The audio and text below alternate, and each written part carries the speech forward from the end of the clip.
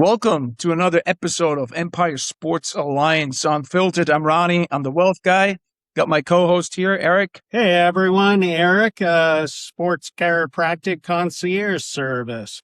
Awesome. And today we got Will Kunkel, TV host, as well as obviously you own your own YouTube channel. You run your own YouTube channel as well, Will, correct? Yeah, man, I'm going to do a little bit of everything. I do ESPN radio here locally in Houston, as well as national on ESPN, the fill-in guy. So a little bit of everything, buddies. I appreciate you guys having me. No, Thanks. excellent. Yeah, no, we want to know everything in terms of like media, obviously how you got started, how media today is different than it was 15 years ago, et cetera. So I'm sure you have a lot of insight there. But the way we normally start is tell us a little bit about, how did you end up as a TV host, again, being on YouTube? Like, how did Will start out? You play sports, or how did you get started? Yeah, I mean, I played baseball, basketball, football throughout high school, kind of like everybody. And I dabbled in college with some baseball, and then was like, all right, we're done with this. It takes a lot of effort to play at this level, even though it was D3, and it was just a lot. I wanted to have fun. I was more concerned with my social life. So snipped the cord, got started with life. Then long story short, went to ESPN right out of college, was behind the scenes on Mike and Mike in the morning, and wanted to be on air. So I just networked like crazy when I was in that building, and then went to Northwestern to learn what I needed to learn, and went to Northwestern, then finally got my first job on air, and I was in Fargo, then went to Toledo, Wichita, Charlotte, Houston.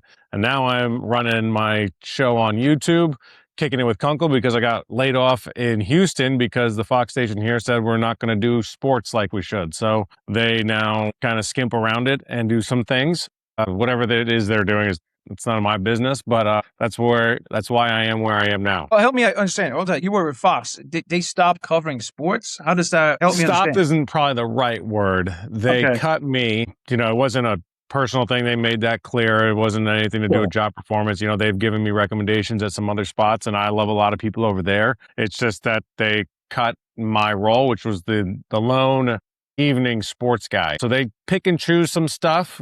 They're not obviously everywhere. You can't be when you have a very small staff, but they don't do it properly in my mind, but that's, part of the budget cuts that lends itself to local news these days. How much is budget cuts and how much is everything's changing? I mean, I just saw a thing, I didn't get into it, but like HBO's looking at doing like TikTok style advertising and stuff like that. So, I mean, it's coming to a quick scroll of the thumb and people looking at videos glued to the phone. How has that affected everything? It affects it more when you're extremely reactive in the business versus proactive. And a lot of local news spots, not just here in Houston, a lot of places scream digital. They talk digital. They put posters on the wall that say digital first, and they talk digital, but they don't put their resources there. They don't know how to sell it. They don't know how to work it. They don't know how to do it. So they're so reactive to the digital market that they're just always perpetually behind. Just to kind of give you an idea, when I was at Fox, I wanted to go live on my digital show, Kicking It with Kunkel, and there was no one in to run the board. There was no one in to turn the lights on in the studio. There was no way to do a Zoom in the digital room. There was no one there to run digital. I'm like, well, digital is foremost, allegedly. And when you can go digital, there's 35 people that can go digital on their own YouTube platform right away, and we're already behind the eight ball. They cut the head digital guy in Houston and then outsourced it to the station in Dallas. But that doesn't help Houston. You're just always cutting. You're always behind. You're always reactive. And there's a way to do it properly, but they're just very slow to the game. And the places that know how to do it the best sell sports, and you can sell sports forever.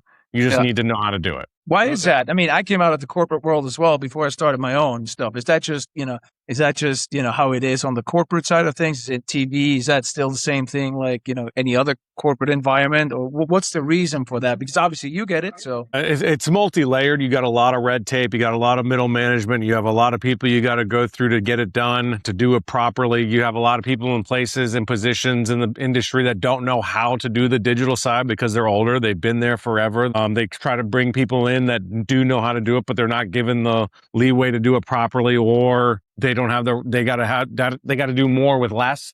So you got one guy over here trying to run something or fix something, and meanwhile you want to go live digital. Well, that's the one guy that knows how to work the lights. There's a lot of job security for those people. They don't teach a lot of other people how to do it because then they're not as needed. There's a lot of that kind of stuff. Let me ask you this, you take the old school person who has been there forever and seen how everything has shifted and changed, but they don't understand all the digital side necessarily. And then you take a younger kid who's just coming out of school who gets the digital side. Is there a major gap on success? Who do you see more successful at the end of the day? Because does the younger kid really understand everything because they just know, digital, but the older person sweating tears and put in the work and time and effort?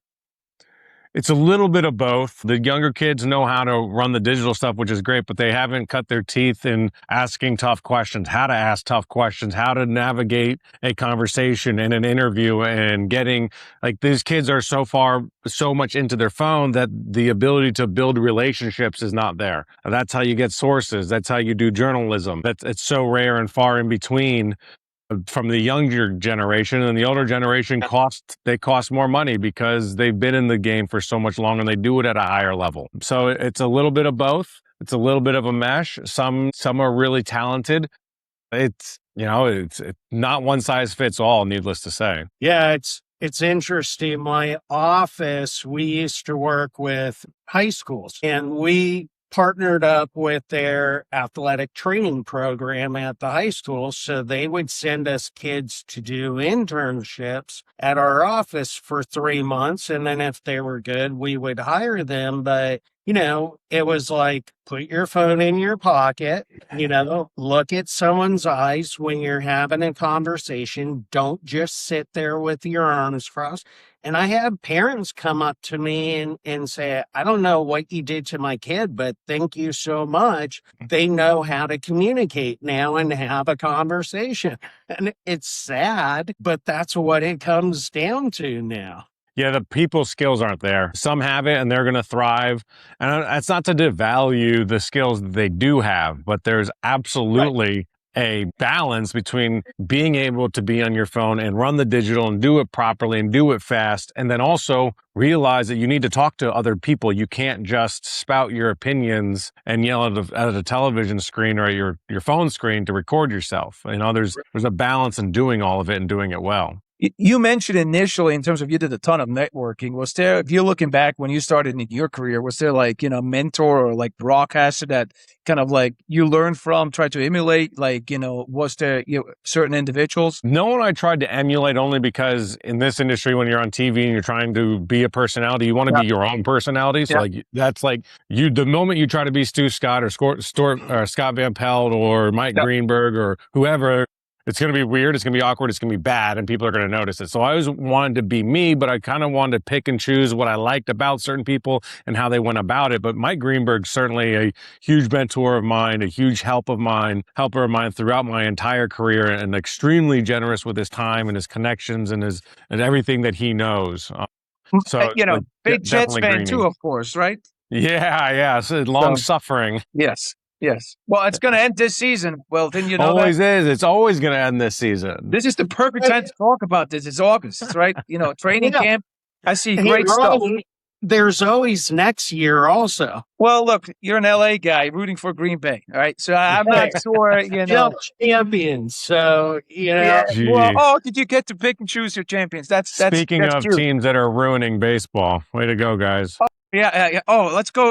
I want to talk about that. Let's talk baseball now. I mean, all right. You want to recap the whole reason for why the lockout is most likely happening, and what's your 2 cents? Well, it's happening because of the fact that there's no salary cap for the owners. They want the salary cap because they want a cap on what is happening right now with the players' contracts. The players obviously don't want a salary cap no matter what. The players have no problem with what the Dodgers are doing because it inflates salaries throughout the entire league. Correct. The rest of the owners, some of them, I have like this tinfoil on that some of the owners and a lot of the owners are allowing the Dodgers to do this because they can then use this to negotiate to get a salary cap. I don't have a problem with the Dodgers, like jokes aside, because it's the system that they have and they're working within, they're doing what they are allowed to do. I think the system is horrible.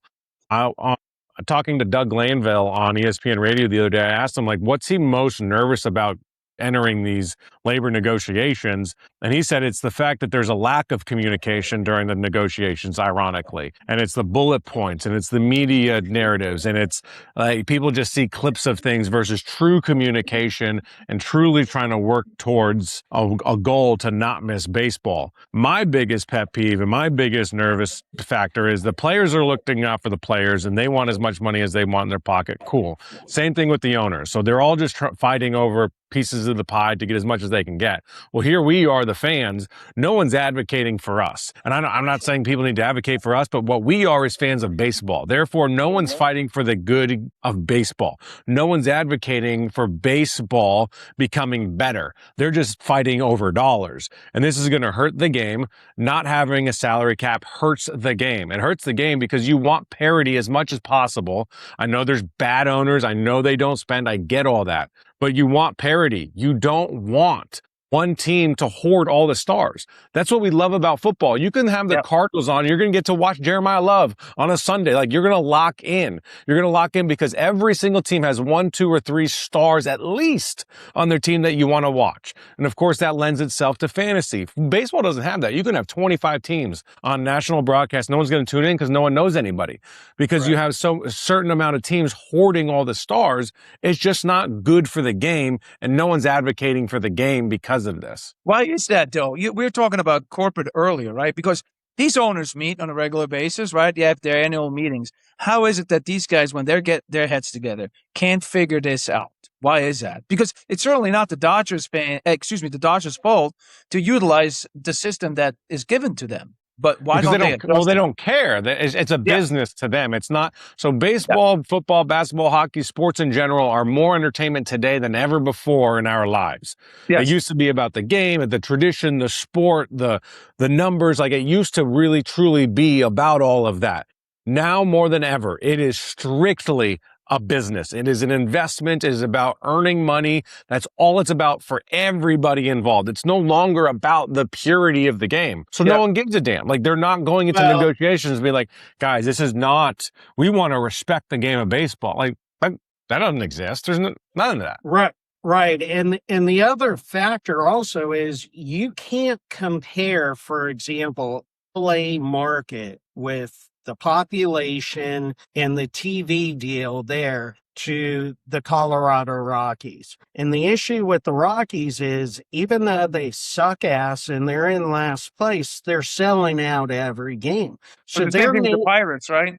But I mean, even with the Rockies specific, they're making as much money as they're going to make every year because they can't add more fans to it.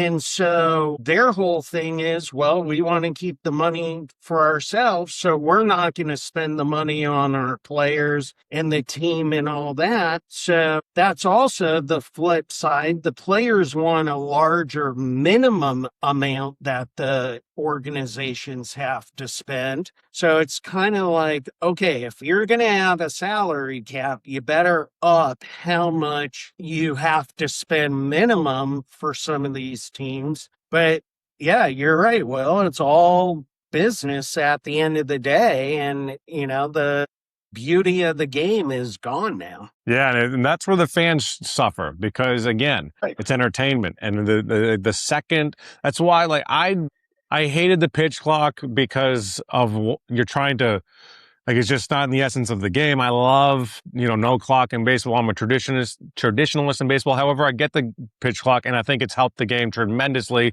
so I'm in favor for it. I hated the runner in second in extra innings. However, when it happens, it's the most exciting part of the game. Like, it leads and breeds to excitement, and that's what baseball needs. They made the base the bag's bigger. So that led to more stealing. Like all this stuff has helped the game. They're going to undo all of it with these contract negotiations and CBA negotiations when they're locked out. Well, I don't love it for the game of baseball, but I understand it. Like, it's not lost on me as to why they needed to do these kind of things, because you're fighting for eyeballs. And every moment that you're fighting for eyeballs, you can't have such a lull in the action. And like, we can get inside baseball more. The whole like strikeout or home run is horrible for baseball because there's a lack of action. There's a lack of base stealing. There's a lack of putting the ball in play and something to watch. And people will say, oh, the home runs are good. Sure. But it's not about the home runs are bad. It's about it's home run or nothing. That's so bad for baseball. No, and two things. One, baseball has had such a momentum over the past couple of years. They're going to kill it by having the lockout, and it's sad. But that was Billy Beane's whole thing. Just get on base. I don't care about the home runs. Get on base, and then you score. If you look at the batting average 20 years ago on a major league squad versus now, right? It's to your point, it's either hit or miss, right? And everybody, it's about the business, about the excitement, but just to get on base, that's not even that important anymore, which is unfortunate. But look at the Blue Jays. Like, the Dodgers were by far a better team, but the Blue Jays took them to the brink in the World Series because they got on base. They forced the pressure. It's like the Royals back in, 2015 when they won the World Series? Like, they got on base. Their line was what speed do. They got on base. They moved the line. They put the ball in play. They forced you to make plays, and they beat a Mets team that had Noah Syndergaard, Steven Matson, and Jacob deGrom when they were all really good. That was fun to watch. The Rays this year have no star power outside of a handful of guys, or like a guy in Junior Caminero, but they put the ball in play. They force you to play the game of baseball, and I'm hoping it reverts to that more and more. Well, actually, on that, I'm a huge Yankees fan. Yeah. The Rays deserve a ton of credit, not just for this year, for like, if you look at the last 6-8 years, the amount of money they're competing against and how they are actually, playing so well within that division. I think they deserve a lot of credit. To your point, more, again, getting on base, small ball, that kind of stuff. It seems like it still works, but why, if teams like that can use it, why can't others? Because they're like forced to use it because they can't get the big boppers. So they're like, all right, how else can we win? And it's like, oh, by playing the game of baseball. Weird. The Yankees have notoriously forever had, like, when Aaron Judge, before he became the best hitter that he is, when he's healthy, he was a strikeout home run guy. Now he can do it all. But they had, at a point, they had Gary Sanchez, Giancarlo Stanton, Aaron Judge. It was strikeout or miss, and they were all the same type of hitter. And when you have 1 through 9, they're like, oh, all these beasts. So like, well, when you get to the playoffs and they're all striking out, they're not hitting home runs, how else are you going to win? The best teams win games multiple different ways, and the Yankees have not been able to do that. Yeah. We'll see. I mean, again, we'll see. I mean, what is your take on the Yankees this year, since we're on that topic? I mean, the way they've handled Anthony Volpe is a damn travesty. They guaranteed him a job, promised him he was the guy, couldn't lose it. He's not any freaking good. He can't play defense. He can't hit.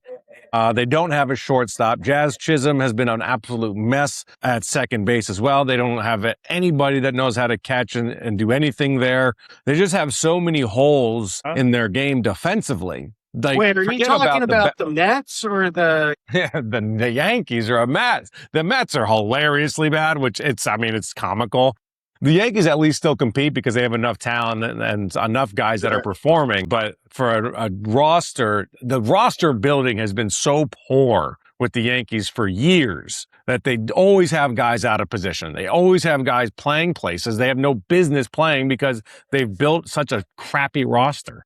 But I mean, so Cashman, since we're talking about that, what's your take on him then? Awful performance, or is he still living off those years where they basically just won, almost every year? Good and bad, like the Paul Goldschmidt. Can't take it away from him. He's done a whole bunch of things that have been good, a whole bunch of things that have been bad, a whole bunch of things that are confusing. I think the analytics for the Yankees honestly have completely ruined their front office. When they had Stick Williams as their lead scout, that's when they found all their talent. That's when they went out and watched guys play baseball and say, that's a baseball player, that's a 5-tool player, that's who I want, versus here are the numbers, let's go see what the guy does in person. I mean, the analytics have ruined baseball, and they have ruined the Yankees in particular. Like, I had Jabba Chamberlain on my podcast, Kicking It with Kunkel on YouTube. Shit.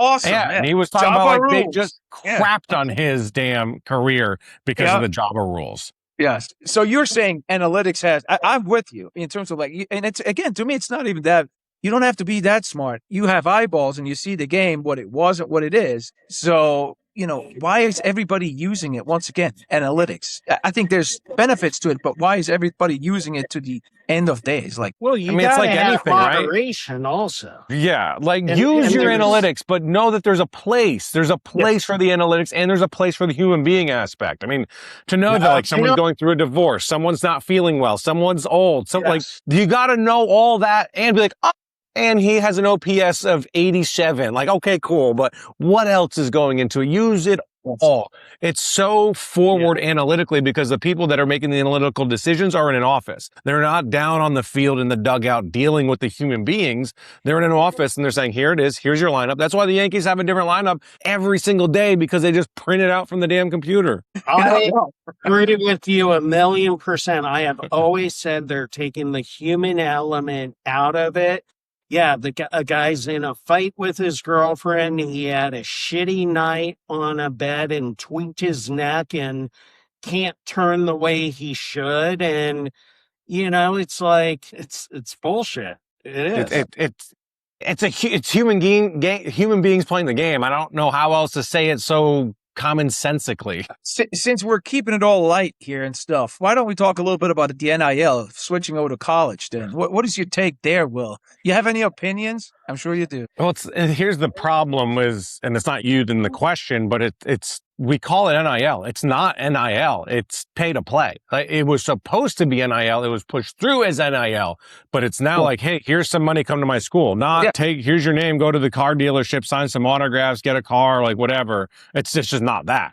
We keep saying NIL. It's just, there's no guardrails. So it's just completely flooded. It is a complete mess. There's no contracts. There's no like you're at Ohio State. You got your $1 million. Now you got to like deliver. No, it's I'll take my $1 million, but I'm actually going to transfer. Like it's all bad. And the transfer rules are bad, which make it even worse. I mean, there's no leadership. There's a complete void for someone in charge for college athletics. It's a complete joke. I mean, it's horrible. Yeah.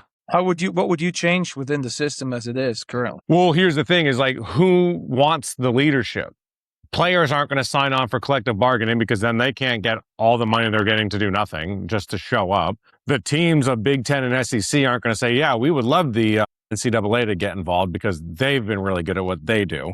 The NCAA is a glorified party planning committee. Like they put on great playoffs, the great March Madness, and they handle that stuff really, really well. There is no structure in college sports because of the NCAA. There's no structure because of the NCAA. They tried to be the cool parent for years and saying, yeah. And now all of a sudden, the kids are all hopped up in sugar and there's no control in the household. Like it's a mess because they're toothless. So I hate to say it, but like the government's got to get involved some way, somehow. And we all knew this was going to happen because you're going to have to pay taxes on the money you're getting. You're going to have the donors are going to stop giving money if they're not getting returns. Even if you win a national championship, how much are you gaining anything? Like billionaires don't stay billionaires by giving out hundreds of millions of dollars to a roster and not recouping some of that money. It's sad though, because the whole thing originally was you were a student athlete and now the student part is gone. If you're going to a college, you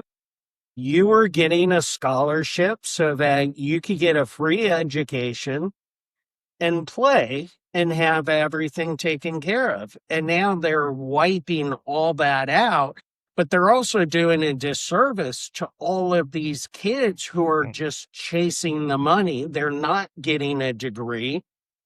And we all know 1% of them are going to the pros. So at the end of the day, everyone is going to make a little money at this time, but then they're not going to have an education to fall back on. And you're just hurting the kids at the end of the day also. It's so short-sighted for everybody because there's no adult in the room. The coaches are saying it's bad. but their actions say, well, I got to keep my job, which I understand. So they're going to get in the transfer portal and they're going to give the kid the money that helps them keep the job. The parents and the AAU coaches and whoever else is involved that don't give a damn about the kid's future but want the money right now, they're going to just take the money as fast as they can too, and then they're going to hop and skip and jump around and get as much as they can. I mean, there's just no one is being held accountable for the long-term future of the kids. And whenever you talk about that, you're viewed as you're trying to hold them down. You want to have, all the stupid, similes and that people make to it. It's just sad, and the kids are going to suffer for it, and they're going to end up out there with nothing in the long term. When you say suffer, in terms of his kind of to Eric's point, in terms of like missing out on the educational piece because they're chasing the money early on, maybe be surrounded by people that don't necessarily have the best interests at heart in terms of like just trying to get percentages of what the players are getting. What do you think is the biggest downfall for the players? Well, it's that they're all being told like, hey, you got to go here because you got to get your money, and you're going to go to the NFL,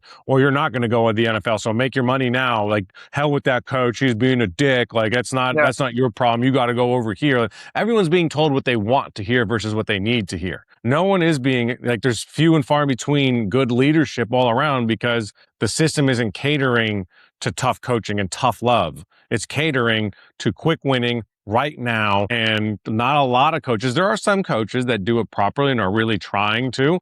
Of course, there's like good people involved within a bad system, but right now, I mean, there's just too much chasing the almighty dollar versus like seeing what you need to accomplish like right now. I mean, these kids are kids. I know we view them as not and grown adults, but like they're 16, 17, 18 years old, 19 years old that are trying to make very tough decisions that are going to affect their entire life. Fantasy football has never been done like this until now.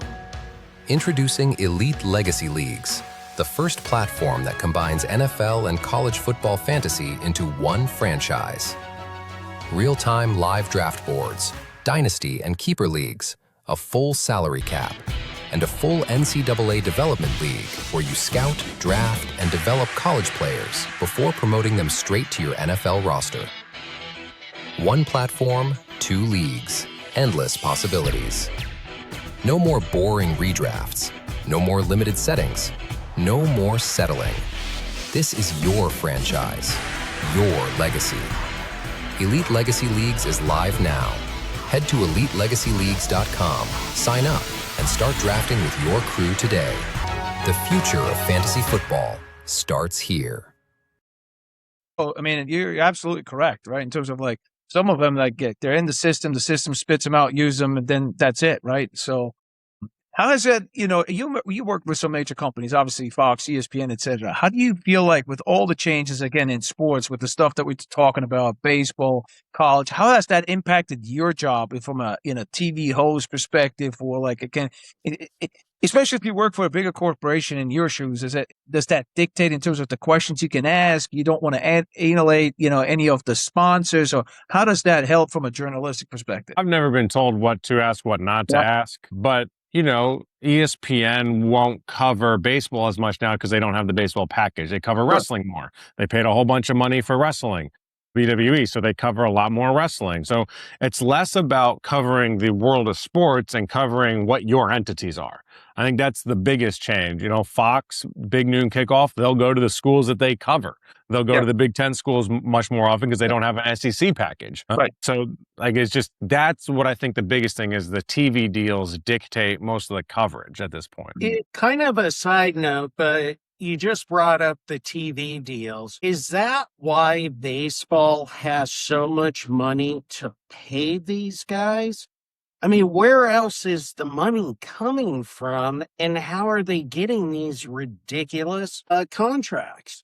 Yeah, I mean, it's got to, like, the regional deals are crazy. I mean, the Dodgers you mentioned, the Yankees on the Yes Network, these teams make a lot of money through TV deals. And it all just stays in there. They've cut a lot of minor league teams over the years. They've negotiated to get rid of that because it costs the owners money.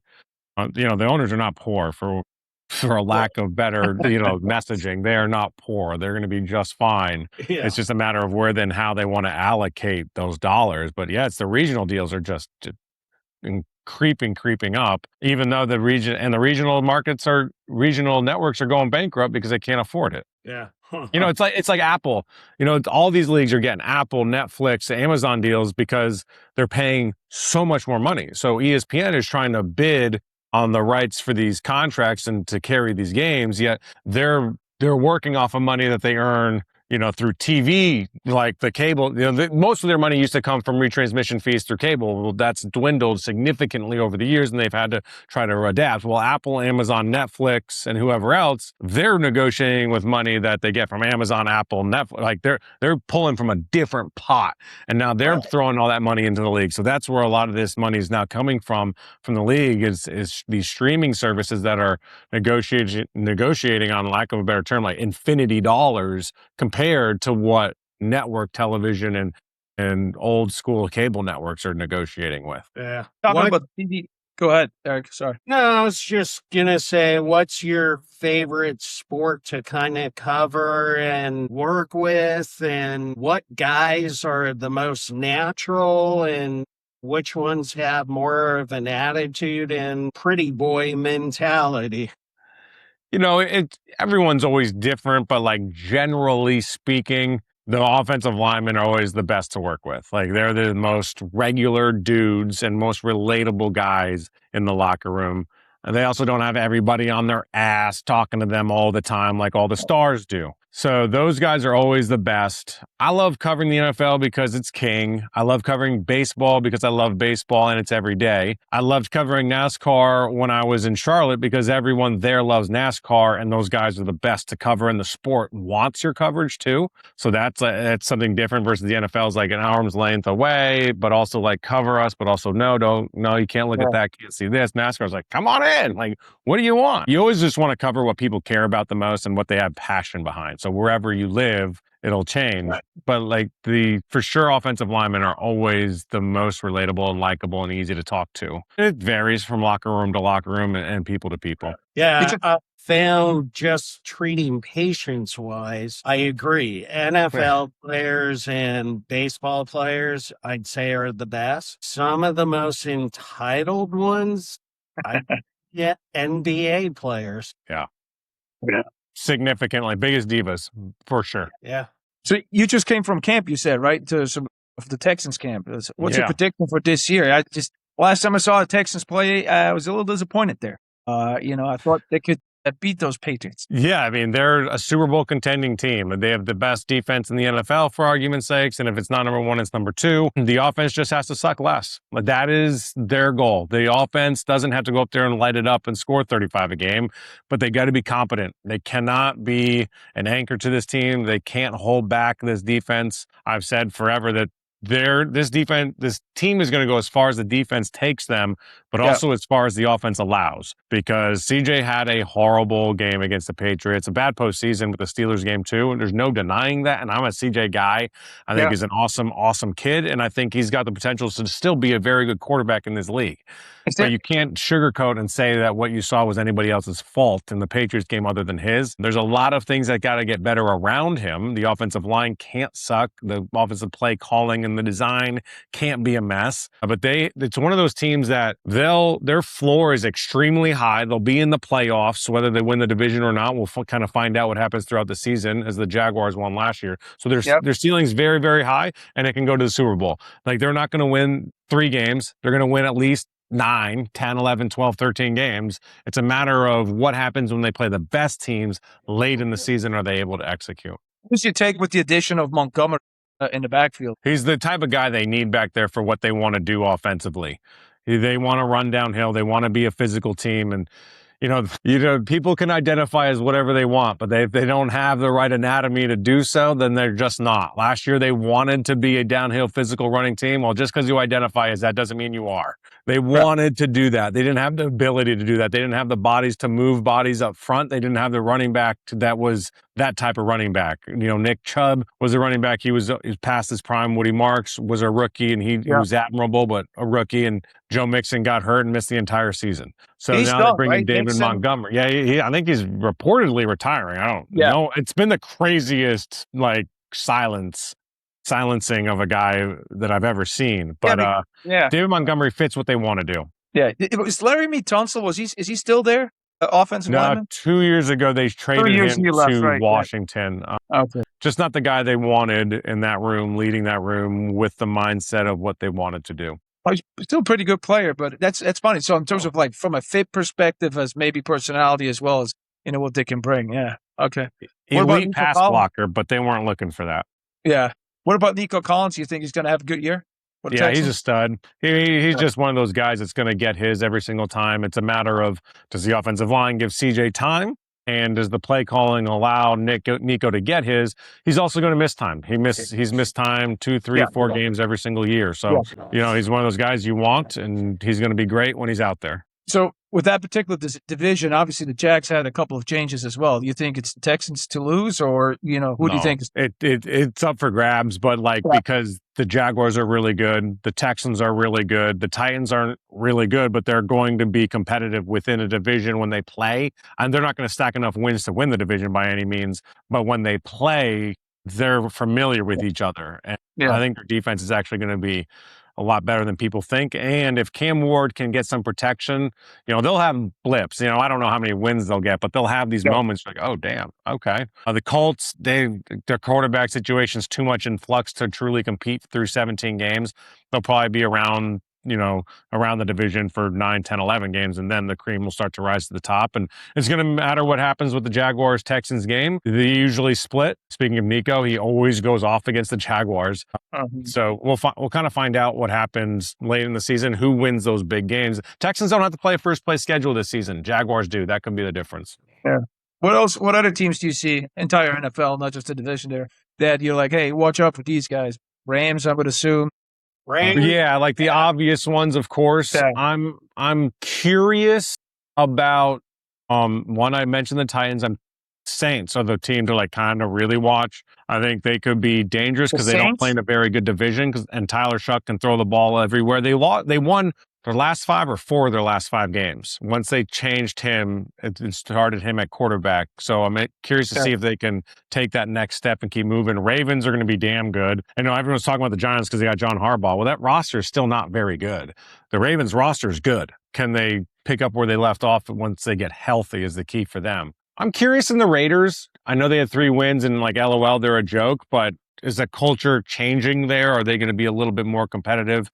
Better than 3 wins, I think, but just kind of curious to see what happens there. I mean, they did add, they drafted a center, right? And they added, I think, 2 linemen, which they obviously desperately needed, as a Jets fan, obviously Geno Smith didn't necessarily play great for them, but I will say he also didn't have a whole lot of time. He did make silly mistakes, but I think the Raiders could have a nice year. Yeah, I don't know what that expectation is, because coming from 3 wins, if they doubled their win total, it's still only 6, but Bengals is certainly a team. They're a lot like the Texans in the sense that they have the one side of the ball figured out, which is their offense. They need to protect a little bit better. Can they not be an absolute sieve defensively?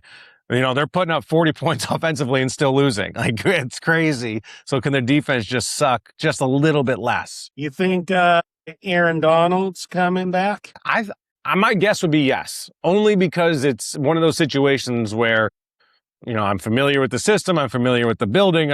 I got Myles Garrett next to me. I can go in and do my thing. I don't have to go somewhere else. I don't have to move. I don't think he's coming back to play football anywhere. I think it'd be the one situation where he's this seems like a good kind of moment for me. And he's always putting out those videos of him training and him remaining plenty strong. So I'll just guess yes. It's no inside information or anything. Yeah.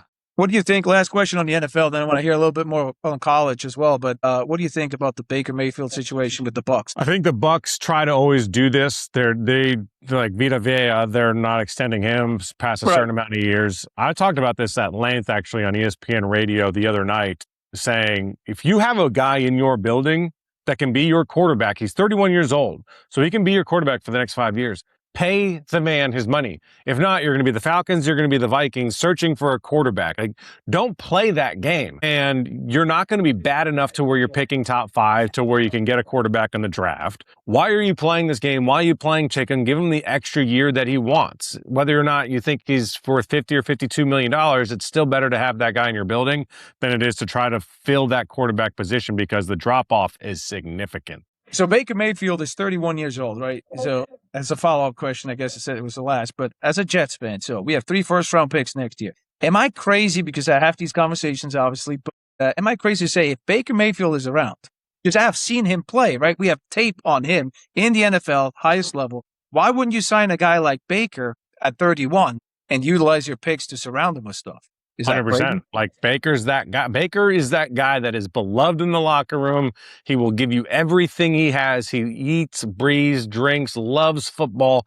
That's the guy you want. I mean, everywhere he won in Cleveland. He tried to win in Carolina. It was such a mess that he was shipped out to the Rams. In 48 hours, he learned enough of the playbook to win on national television. And then all he's done is he's been in like the top 5 passing yards in the NFL the last 3 years with the Buccaneers. He had 41 touchdowns 2 years ago. I mean, the guy is, maybe he's not your top 5 quarterback in the NFL, but he's certainly amongst the top 2 tiers in the NFL, 3 tiers in the NFL. So, like, you got to pay. It's simple. It is very simple supply and demand. There are 32 teams in the NFL. There are 15 quarterbacks you definitely really want, and he's in that tier, so you got to pay. Yeah. I mean, I think his attitude would fit perfectly in New York. I think anyway, but his attitude fits anywhere in a football locker room. He is a football guy. Yeah. Yes. Yeah. That's well said. Yeah. Sorry, Eric, do you have any questions from an NFL perspective? Because I was certainly going to ask him about the Longhorns, even though he's wearing a Houston hat. That's okay. Sure. I'm just curious. We all do this every year. We predict, we give our opinion in this and that.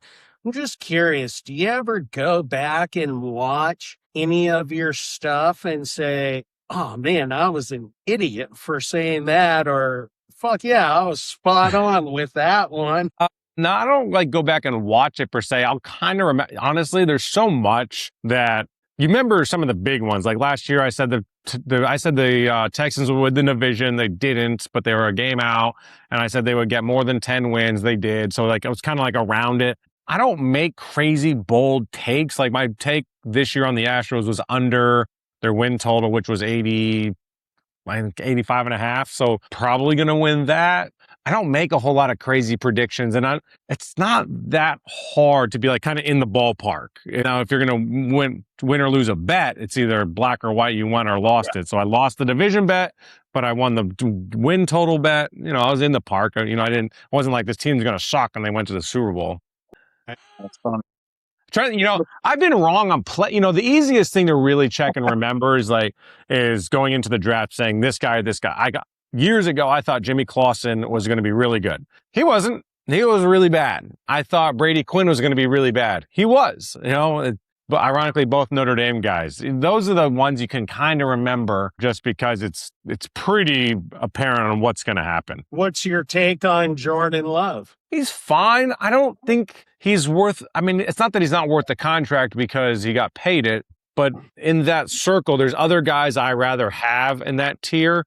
I think he's we're still waiting for that potential to come out entirely. I agree. We see it a lot, but to be the next guy or that guy, the guy, you want to see it more consistently because everybody in the NFL can do something on a game. It's who can do it for 10 games, who can do it for 15, 17 games into the playoffs. That's always the next thing. Because you're a Packers fan, right? So I don't understand the Christian Watson deal. What am I missing here?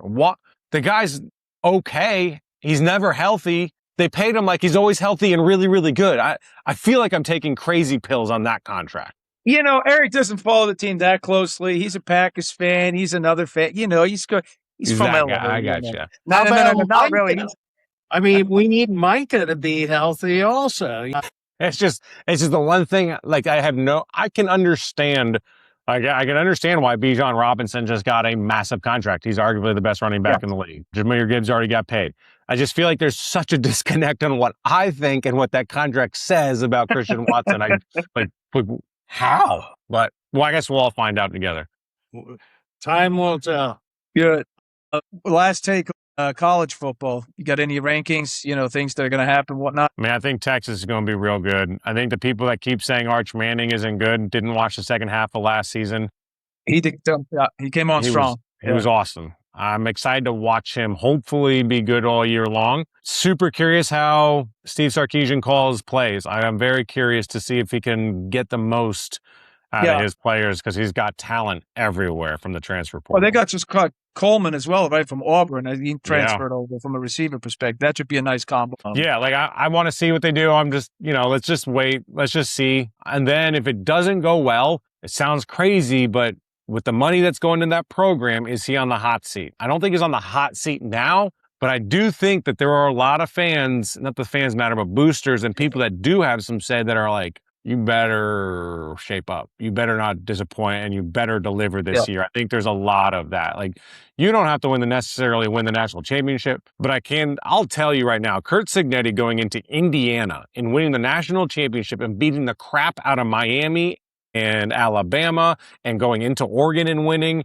doing what they did, that doesn't give anybody any excuses anymore. It doesn't help anybody stay at their school and try to build a program. It just kind of makes everybody that's putting money into the program that much more anxious than they already were. Yeah, good stuff. Well, so towards the end, certainly appreciate all the insight. I could go on for hours. Well, thank you. But I'll give you as much time as you want. I could do this forever. It's fun. All right. There you go. No. It's good. But normally at the end, Eric, you have your 10 walk-off questions, right? You want to start with that? Woo. Yeah. Step up to that mic, Eric. I can hardly hear you. Don't be so shy. All right. So it's either true, false, or one-word answer questions. I'll try. All right. Did we lose Ronnie there? Ronald. No, still here. Don't have your video. All right. True or false? You've accidentally called someone by the wrong name on air. True. Not to their face, though. Not to their face. I probably referenced video and said the wrong name, to be fair. Okay. That makes sense. One word, describe your podcast. Authentic. Okay, good. True or false? You've practiced saying a difficult athlete's name more than 10 times before going live. True, and then got it wrong. Who was it? And multiple. There's just, recently, Tariq?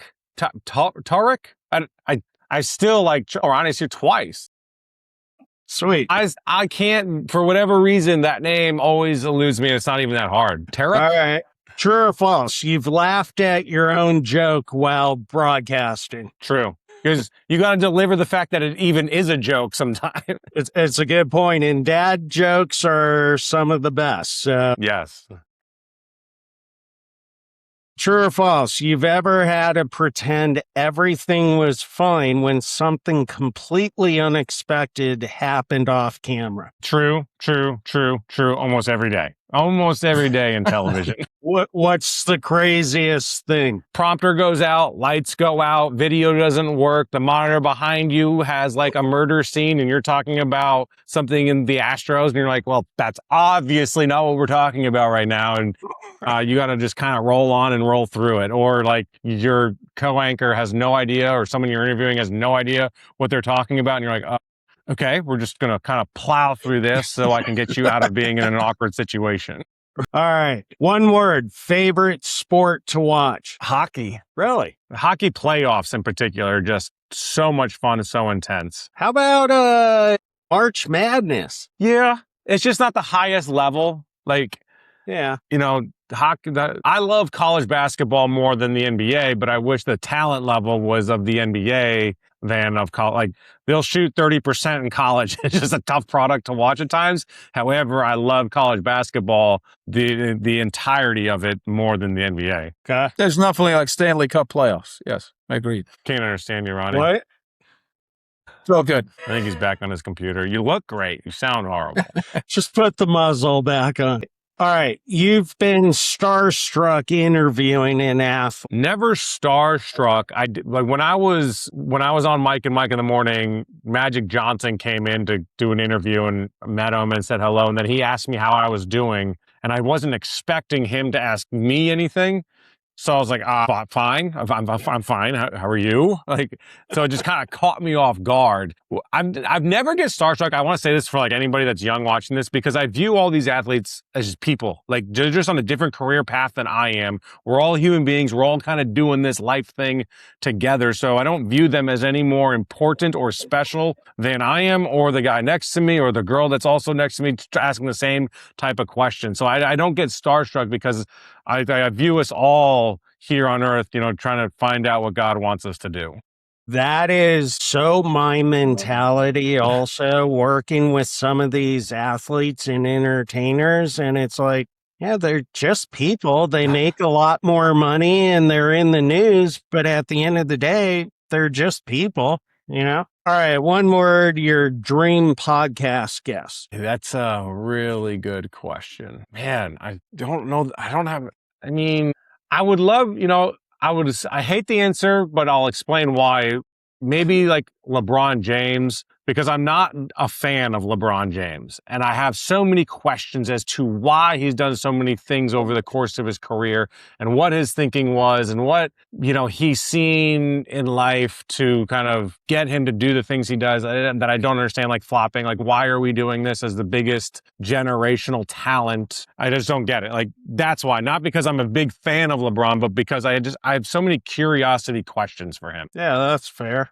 True or false? If you weren't in sports media, you'd still find a way to talk about sports for a living. Probably not, but I would probably consume it like crazy.